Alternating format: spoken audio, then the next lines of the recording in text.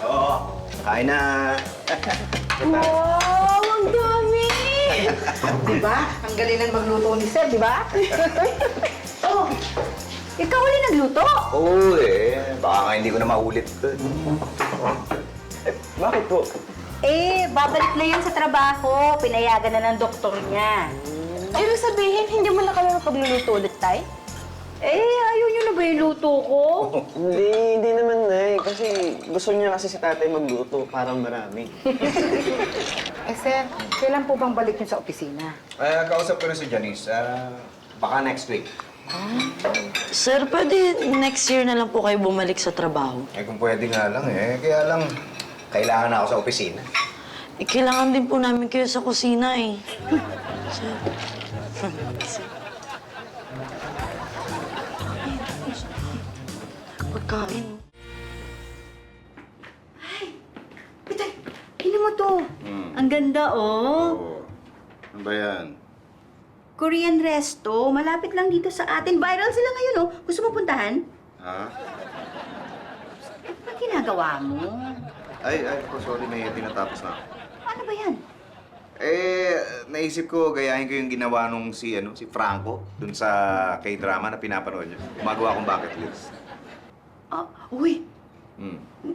meron ka bang hindi sinasabi sa amin? Ano yung sinasabi? Hindi kasi yung si Franco, dun sa More Than Words, may sakit, kaya gumagawa ng bucket list. Kailangan ba namin? Wala akong sakit. Ano ka, pakilaro na nga ako ng doktor, di ba? Bakit ka nga gumagawa ng bucket list? Gusto ko lang gawin yung mga pwede ko pang gawin bago ako bumalik ng trabaho. Simple lang naman to, maliit na bagay lang. Tulad ng? Yung halimbawa ito, gusto kong gawin namin ni Chito, tapusin namin yung Warrior's Blood. Ano? May binili kasi kaming video game. Hindi namin nasimulan. Bala ko, simulan namin, tapos tapusin namin. Tapos si Clarissa naman, ang plano ko dito, manood kami ng More Than Words. Sabay kami, hanggang umabot kami sa mga episode na pinapanood nyo ngayon. Maganda yan. Kasi sigurado akong hindi mo na magagawa yung mga yan pag pumasok ka na ulit. Kaya nga, pagkatapos ni Chito at ni Clarissa, ang gagawin naman natin, yung ano. Ano? Anong ano? Yung ano? Ay, dito. Yung aga pa Pwede naman natin gawin sa gabi, hanggang umaga. Ano ka ba? Oo! Pwede, pero kumain muna tayo. Saan tayo kakain? Doon nga sa sinasabi ko, sa Korean kitchen. Ay, teka. Hindi ko naman bucket list yan Bucket list mo yan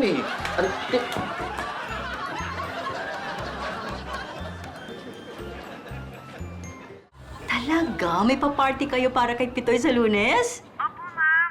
Gusto lang po namin siya i-welcome. Simple lang naman po. Naku naman. Oy, anong kailangan nyo? Magpapadala ako ng pagkain. Ay, hindi na po.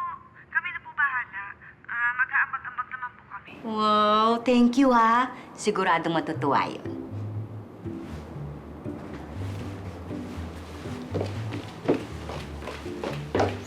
Yo.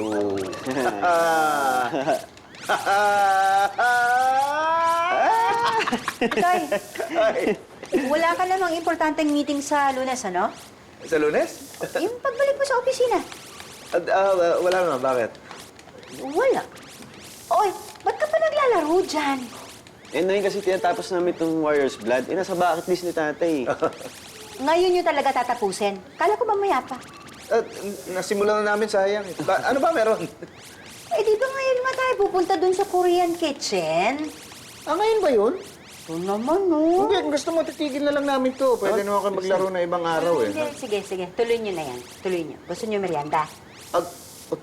Sige. Gutom na nga kami. Sige, thank you. Good night. Sige. Post tuloy Tuloy natin. Ay! Asa na? Ang alin? Yung merienda, sabi mo gagawa mo kami. Ngayon ba yun?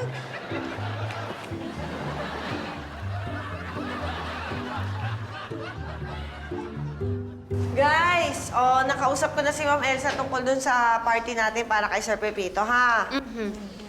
Oo nga, narinig namin, nagtatanong na nga si Ma'am Elsa kung mapapadala siya ng pagkain. Tinanggihan pa. Ano ka ba? Siyempre naman, nakakahiya, eh. Tayo nakaisip-isip nito, tapos siya yung pagbabayarin natin. Oo Ano nga ba? pala. At saka ano ka ba? 1,000 lang naman iaambag mo. Kaya-kaya mo yun. Ako, I'll give 1,500. Ay. Oh, see? Aray. Tingnan mo si Cara, galante. Eh, para naman kay Sir Pepito yan.